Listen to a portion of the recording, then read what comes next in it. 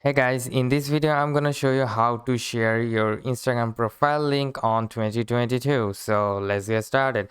Okay, first just open up your Instagram account, then click on edit profile. Then you have to copy your username. Okay, copy your username, then go to any of the text or notepad. Like I'm going to use my messages. Okay, then type www.instagram.com slash, then paste the username you have copied. Okay, how to social. That's the that's the link of your Instagram account.